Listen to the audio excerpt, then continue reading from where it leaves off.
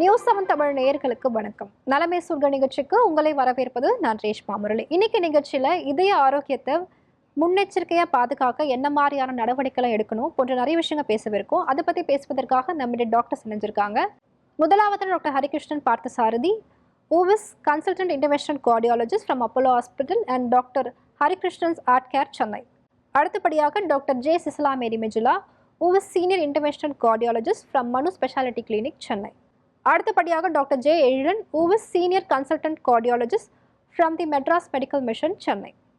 முதலாவது டாக்டர் ஹரிகிருஷ்ணன் பார்த்தசாரதி கிட்ட இருந்து ஆரம்பிக்கலாம். டாக்டர், இப்போ இதயத்தை பாதுகாக்கிறது பற்றின அடிப்படை புரிதல் அனைவருக்கும் அவசியமாக பார்க்கப்படுது. அப்படின்றப்போ இதய ஆரோக்கியத்தை பாதுகாக்கிறதுக்காக முன்னெச்சரிக்கை நடவடிக்கையா நம்ம என்னென்னலாம் பண்ணணும் டாக்டர்? நம்ம பேசிக் திங்ஸ் ஃபர்ஸ்ட்ல இருந்தே நம்ம சின்ன வயசுல இருந்தே பண்ணணும். ஸோ ரெகுலரா நம்ம எக்ஸசைஸ் பண்றது, ஹெல்த்தியா உணவு பழக்க வழக்கங்கள் ரொம்ப ஹெல்த்தியா சாப்பிடணும். For example fry items, oil items, ரொம்ப கார்போஹைட்ரேட்ஸ் நம்ம இந்தியாவில் நிறைய சாப்பிட்றோம். அதை கொஞ்சம் அவாய்ட் பண்றது நல்லது. சின்ன வயசுல இருந்தே உடல் பருமன் அது சின்ன வயசுல இருந்தே நம்ம அவாய்ட் பண்ணணும். அப்புறம் ஒரு லைஃப்ல ஒரு எக்ஸசைஸை ஒரு டெய்லி ஒரு ஆக்டிவிட்டியா நம்ம செயல்படணும். அது ஆக்சுவலா ஃபார் எக்ஸாம்பிள் அது ஒரு எக்ஸ்ட்ரா கரிக்குலர் ஆக்டிவிட்டி மாதிரி இல்லாம ஒரு இயல்பான நேச்சராகவே எக்ஸசைஸ் நம்ம இன்கார்பரேட் பண்ணிக்கணும் நம்ம வாழ்க்கை வழிமுறையில. அதுக்கப்புறம் ரெகுலரா நம்ம செக்அப்ஸ் பண்ணிக்கணும். ஒரு ஏஜுக்கு அப்புறம் பாத்தீங்கன்னா ஒரு 35, 40க்கு அப்புறம் பாத்தீங்கன்னா நம்ம இந்தியர்களுக்கு நிறைய ஹார்ட் டிசீஸ் முன்னெச்சரிக்கையாவே நம்ம இருக்கா இல்லையான்றதை பாத்துக்கிறது நல்லது. மாஸ்டர் ஹெல்த் செக்அப் நம்ம பண்ணிக்கணும். அதை செய்துட்டு அதை நம்ம ஃபர்ஸ்டே ஏதாவது பிபி இருக்கா, சுகர் இருக்கா, கொலஸ்ட்ரால் இருக்கா, வேற ஏதாவது ரிஸ்க் ஃபேக்டர்ஸ் இருக்கான்னு முன்னாடியே தெரிஞ்சுக்கிறது நல்லது. அதர் மற்ற பாயிண்ட்ஸ் என்னன்னா நம்ம ஸோ சில பேருக்கு சின்ன வயசுலயே டாடி மம்மிக்கு ப்ராப்ளம் இருக்கிறப்போ நாம இன்னும் முன்னெச்சரிக்கையோட young heart disease, for example இந்தியர்கள் 45 இயர்ஸ் முன்னாடியே ஹார்ட் ப்ராப்ளம் வந்துருது. கிட்டத்தட்ட 50%க்கு ஹார்ட் அட்டாக் 45 இயர்ஸ்க்கோட கீழே வருது. அது முன்னாடியே நாம தெரிஞ்சுக்கிறது நல்லது. அது எப்படின்னா ஸோ இசிஜி, எக்கோ, அப்புறம் ட்ரெட்மில் டெஸ்ட் இதெல்லாம் செய்தோம்னா முன்னாடியே நம்ம இந்த ஹார்ட் டிசீஸ் இருக்கா இல்லையான்னு தெரிஞ்சுட்டு அதுல இருந்து ஒரு என்னென்ன நாம தடுக்கணும்ன்றது நம்ம பார்த்துட்டு அதுக்கு தகுந்த மாதிரி நாம வழிமுறைகளை மாத்திக்கலாம். Okay doctor. ஸோ அடுத்தபடியா டாக்டர் சிசிலா மேரி மெஜுலா கிட்ட பேசலாம். டாக்டர், இப்போ இதய நோய்க்கான ஆபத்து காரணங்கள்லாம் எதெல்லாம் பார்க்கப்படுது டாக்டர்? இப்போ ஒருத்தரோட மெடிக்கல் ஹிஸ்டரி வச்சு அதை தடுக்கிறதுக்கு நம்ம எந்த மாதிரியான யுக்திகள்லாம் பயன்படுத்தலாம், அதை பத்தி சொல்லுங்க.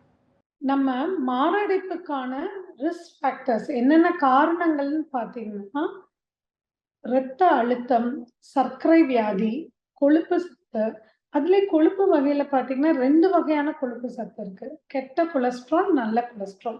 கெட்ட கொலஸ்ட்ரால்ங்கிறது எல்டிஎல், ட்ரைக்ளிசரைட்ஸ் இதெல்லாம் கெட்ட கொலஸ்ட்ரால். நல்ல கொலஸ்ட்ரால் ஹெச்டிஎல். ஸோ நம்மளோட உடம்புல ஹெச்டிஎல் அதிகமா இருந்தா நல்லது. ஹெச்டிஎல்ங்கிறது நல்ல கொலஸ்ட்ரால். அது அதிகமா இருக்கிறது நம்மளுக்கு நல்லது. அதே இது எல்டிஎல் கொலஸ்ட்ரால், கெட்ட கொலஸ்ட்ரால் அதிகமா இருந்தா அது நம்மளுக்கு ரொம்ப ஆபத்து. 100க்கு மேல போனா அது ரொம்ப ஆபத்தை தரக்கூடியது. மாரடைப்புக்கான காரணம் இந்த எல்டிஎல் கொலஸ்ட்ரால் அதிகமாக உள்ளது. ஸோ இது எல்லாத்தையும் நம்ம முன்னெச்சரிக்கையா முன்னாடியே நம்ம கண்டறிஞ்சிட்டு அதை நம்ம குறைச்சு நம்ம கண்ட்ரோல்ல வச்சிடணும். மேலும் புகைப்பிடித்தல் இது ஒரு முக்கியமான ரிஸ்க் ஃபேக்டர். புகைப்பிடித்தல் நம்ம ரத்த உறையும் தன்மையை கூட்டிவிடும். ஸோ இதுல நம்ம புகைப்பிடித்தலை கண்டிப்பா நம்ம தவிர்க்க வேண்டும். மேலும் மரபு ரீதியா கூட மாரடைப்பு வரலாம். ஜெனட்டிக் லிங்க்னு சொல்லுவாங்க. நம்ம பெற்றோர்களுக்கு மாரடைப்பு இளம் வயதிலேயே அவங்க இறந்திருந்தாங்கன்னா அந்த குழந்தைங்களுக்கு மாரடைப்பு வரக்கூடிய வாய்ப்பு அதிகமாக உள்ளது. ஸோ நம்ம நம்மளோட லைஃப் ஸ்டைலை நம்ம மாடிஃபை பண்றதன் மூலமாக சீக்கிரமாவே பிரஷர், சுகர், கொலஸ்ட்ரால் எல்லாத்தையும் நம்ம கண்ட்ரோல் பண்ணி நம்ம நடைப்பயிற்சி நம்ம மேற்கொள்றதன் மூலமா கண்டிப்பா நம்ம மாரடைப்பை நம்ம தவிர்க்கலாம். Okay doctor. ஸோ அடுத்தபடியா டாக்டர் ஜே எழிலன் கிட்ட பேசலாம். டாக்டர், இதய நோயை கண்டறியறதுக்கு முக்கியமான டெஸ்ட்டா என்னெல்லாம் இருக்கு? இப்போ ஒருத்தருக்கு டெஸ்ட் பார்க்கணும் அப்படின்னா எந்த வயதுல இருந்து அவங்க டெஸ்ட் எடுத்துக்கலாம், அதை பத்தி சொல்லுங்க. இருதய நோய் முன்கூட்டியே கண்டறிய நம்ம 20 வயது இருக்கும் போதே சர்க்கரை இருக்கா, ரத்த அழுத்தம் இருக்கா, கொலஸ்ட்ரால் இருக்கா போன்றவை செக் பண்ணிக்கணும். இதுக்கு சுலபமான வழி பசங்க ஸ்கூல் முடிச்சுட்டு காலேஜ் சேர்றப்போ கம்பல்சரியா எல்லாருக்கும் சுகர், பிபி, கொலஸ்ட்ரால் செக் பண்ணா நம்ம வந்து முன்கூட்டியே இந்த ரிஸ்க் ஃபேக்டர்ஸ் கண்டுபிடிக்க முடியும். 40 வயதுக்கு பிறகு எல்லாருமே மாஸ்டர் ஹெல்த் செக்அப் பண்ணி, அதுல ஹார்ட்டுக்குன்னு ECG, echocardiogram, treadmill test, CT calcium score, stress thallium போன்ற விரைவான பரிசோதனைகள் மேற்கொண்ட வேணும். இப்படி பண்ணீங்கன்னா நம்ம ஹார்ட் அட்டாக் வருவதற்கு முன்னு கண்டுபிடிக்க முடியும். இந்த டெஸ்ட் எல்லாம் ஏன் முக்கியம்னா, நம்ம காருக்கு எப்படி வருஷம் வருஷம் சர்வீசிங் பண்றோமோ, அதே மாதிரி நம்ம உடலுக்கும் வருஷம் வருஷம் மாஸ்டர் ஹெல்த் செக்அப் பண்ணிக்கிறீங்க. அது உங்களுக்கு சர்வீசிங் பண்ற மாதிரி. நீங்க முன்கூட்டியே உங்களுக்கு சர்க்கரை இருக்கா, பிளட் பிரஷர் இருக்கா, கொலஸ்ட்ரால் இருக்கா, அந்த மாதிரி ரிஸ்க் ஃபேக்டர்ஸ் இருந்தா நீங்க முன்கூட்டியே அந்த ரிஸ்க் ஃபேக்டர்ஸ்க்கு வைத்தியம் பார்த்து பிற்காலத்துல மாரடைப்பு வருவதை தடுக்க முடியலனாலும் தள்ளி போடுறதுக்கான வாய்ப்பு அதிகம். Okay doctor. ஸோ அடுத்தபடியாக டாக்டர் ஹரிகிருஷ்ணன் பார்த்தசாரதி கிட்ட பேசலாம். டாக்டர், இப்போ வந்து இதய நோய் வந்து முதன்மையாக தடுப்பதில் வந்து ஸ்டாட்டின் அண்ட் ஆஸ்பிரின் போன்ற மருந்துகள் வந்து எடுத்துக்கிறாங்க. அது எந்த அளவுக்கு வந்து பங்கு வகிக்குது, அதை பற்றி சொல்லுங்கள். வந்து ஹார்ட் ப்ராப்ளத்துல பேசிக் ப்ராப்ளம் என்னன்னா வந்து எய்தர் கிளாட் ஃபார்மேஷன்ன்றது ரத்த குழாய்களுக்குள்ள வந்து ரத்த கட்டி ஃபார்ம் ஆகுறது, இல்லைன்னா ரத்த குழாய்களுக்குள்ள கொழுப்பு ஃபார்ம் ஆகுறது. அது வந்து கொலஸ்ட்ரால்னால. இது வந்து பல விதங்கள்ல நம்மளுக்கு ப்ராப்ளம் உண்டு பண்ணும். ஃபார் எக்ஸாம்பிள் வந்து கொலஸ்ட்ரால் என்னன்னா வந்து படிமான மாதிரி கெட்ட கொலஸ்ட்ரால் வந்து ரத்த குழாய்களுக்குள்ள படிஞ்சு அதை வந்து அது ரத்த குழாயை அடைக்கும். இல்லைன்னா வந்து ரத்த கட்டி வந்து ரத்தம் வந்து உறையறதுனால, ரத்தம் வந்து கெட்டியா இருக்கிறதுனால பிசு பிசுன்னு அதை ஒட்டி அதுவும் வந்து ஹார்ட் ப்ராப்ளத்தை ஹார்ட் பிளாக்ஸ் உற்பத்தி பண்ணலாம்.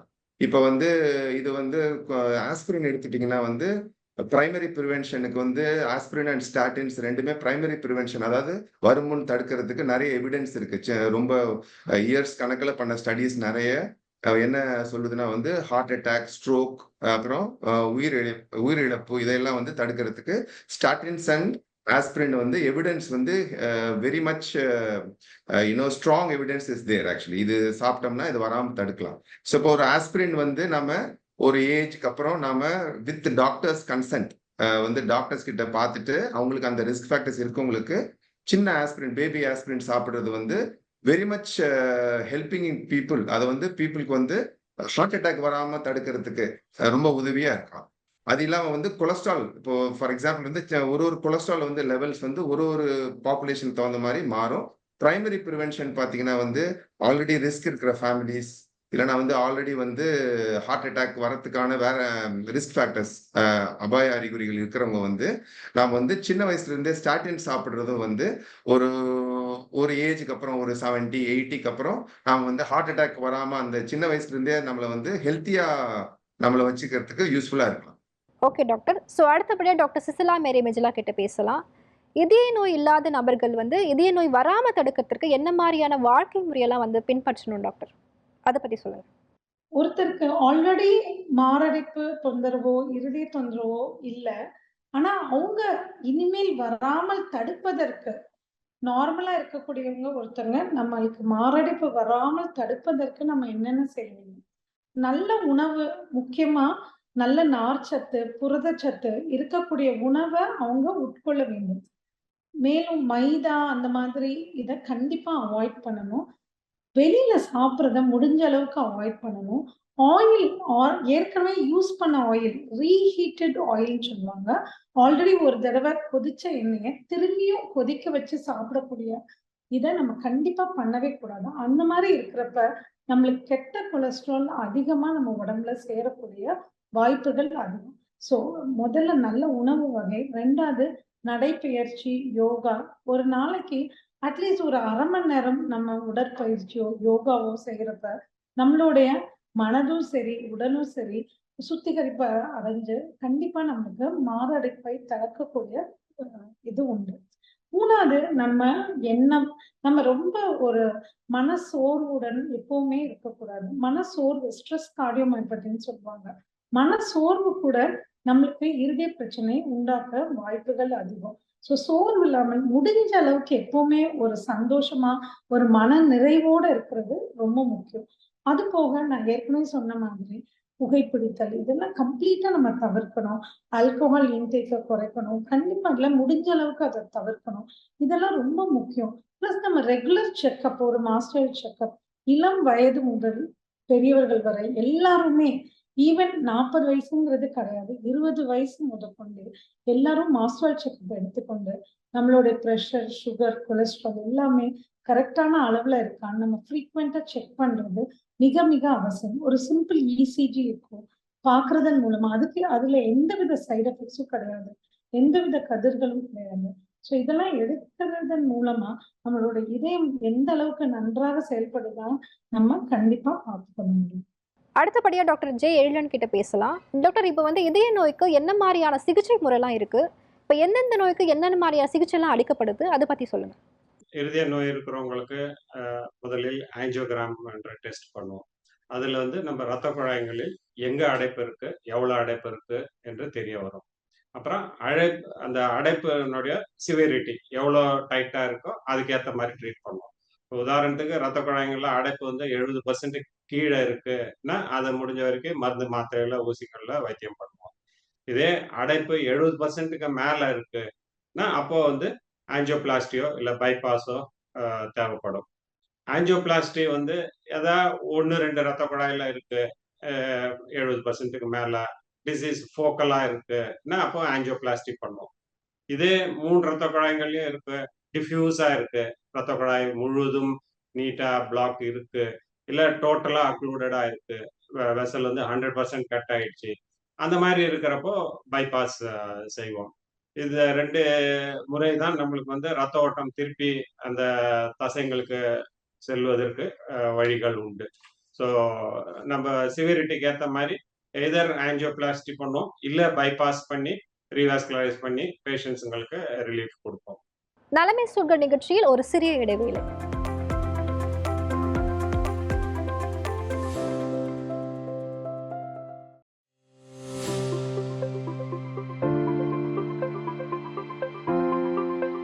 நலமே சொல்க நிகழ்ச்சி மீண்டும் தொடர்கிறது, தொடர்ந்து பேசலாம். அடுத்தபடியா டாக்டர் ஹரிகிருஷ்ணன் பார்த்தசாரதி கிட்ட பேசலாம். டாக்டர், இப்போ வந்து பிபி சுகர் இருக்க பேஷண்ட்ஸ் வந்து தொடர்ச்சியா மெடிசன்ஸ் எடுத்துட்டு போறாங்க.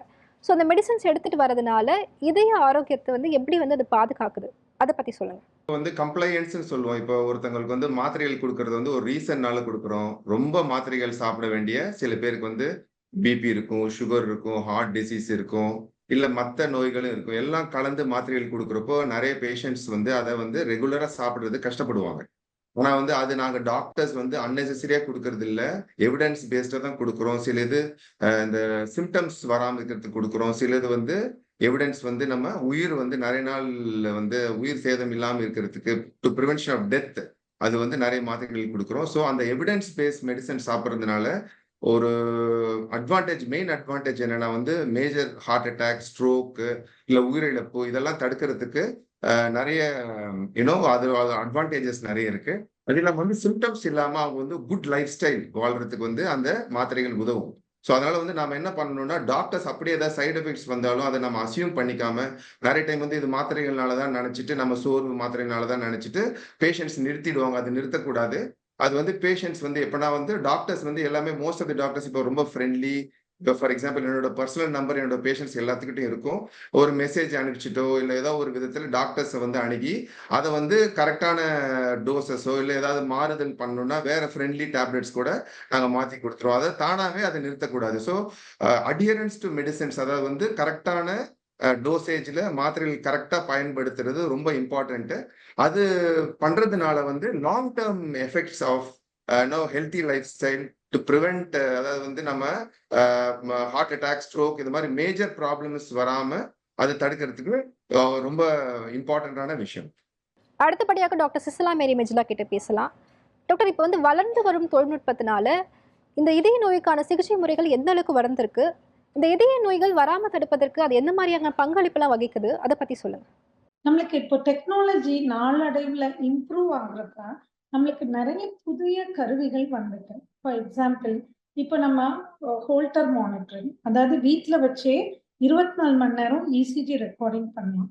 இதன் மூலமாக நம்மளுக்கு வந்து இருதய துடிப்பு ரொம்ப கம்மியா இருக்கா, கம்ப்ளீட் ஹார்ட் பிளாக் 40க்கும் கீழே இருக்கா, இருதய துடிப்பு 200க்கு மேல போகுதா, வென்ட்ரிகுலர் டாக்கிகார்டியா, இல்ல துடிப்பு மாறுதல், ஏட்ரியல் ஃபிப்ரிலேஷன், இந்த மாதிரி இது நம்மளால மானிட்டர் பண்ண முடியும்.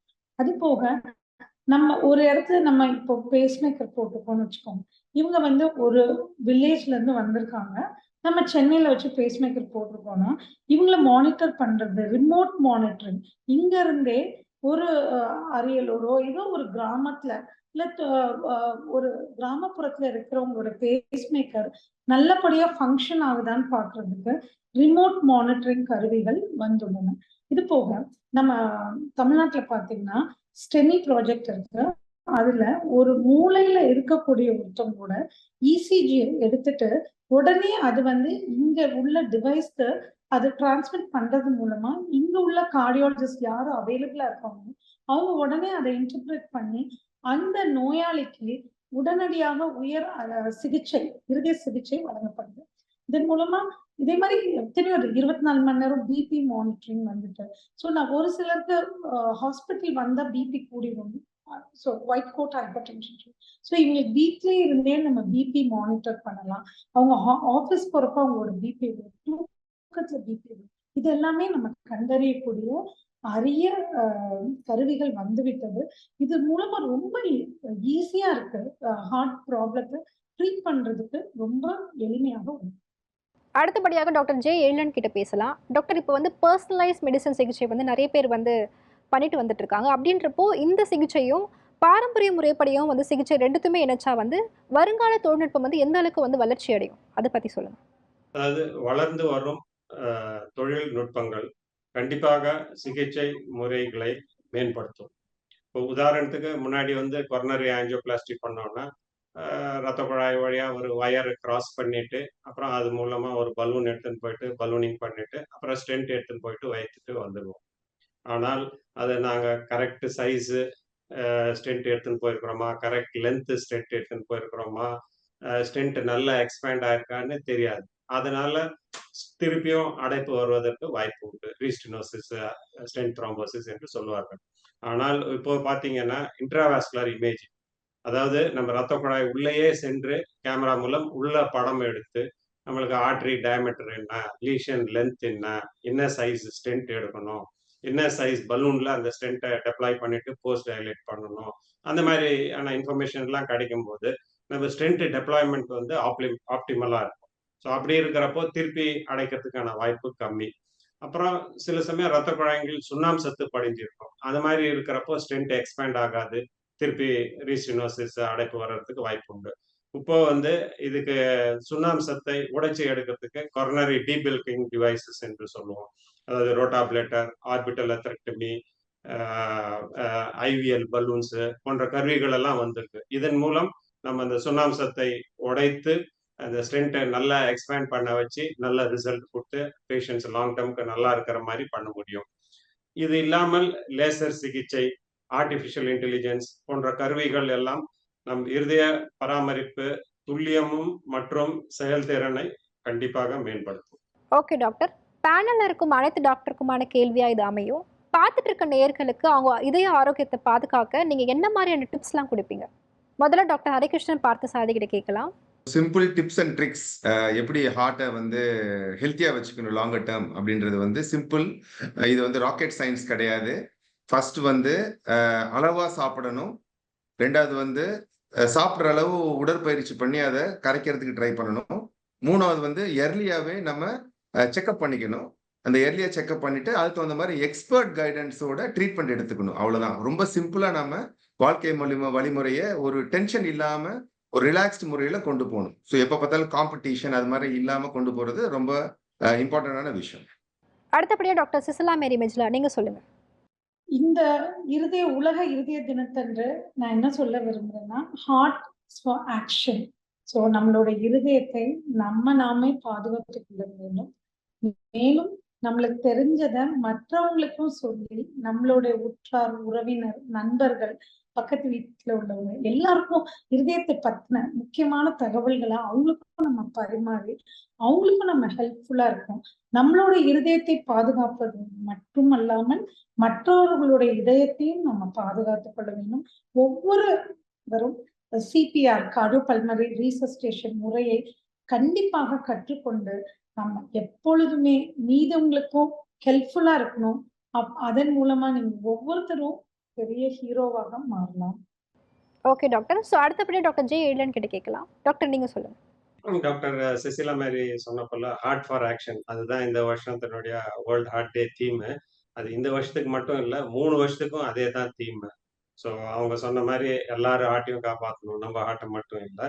என்னுடைய அட்வைஸ் வந்து prevention is better then cure. இருதய வியாதி வந்துட்டு அதுக்கப்புறம் நீங்க அதுக்கு செலவு பண்ணுறது, வைத்தியம் பண்ணுறதோட இருதய வியாதி வராம இருக்கிறதுக்கு என்னென்ன முயற்சிகள் செய்ய முடியுமோ அதை நீங்க முதல்ல இருந்தே செய்யணும். அது முக்கியமா லைஃப் ஸ்டைல் மாடிஃபிகேஷன். இது நீங்க பாத்துக்கினீங்கன்னா இருதய நோய் வராம பார்த்துக்கலாம். ஓகே டாக்டர்ஸ், இதயத்தை பாதுகாக்கிறதுக்கு நம்ம முன்னெச்சரிக்கை நடவடிக்கை என்ன மாதிரியான விஷயங்கள்லாம் மேற்கொள்ளணும், அதையும் தாண்டி வளர்ந்து வரும் தொழில்நுட்பம் என்ன மாதிரிலாம் இருக்கும் போன்ற நிறைய விஷயம் ஷேர் பண்ணீங்க. நன்றி டாக்டர்ஸ்.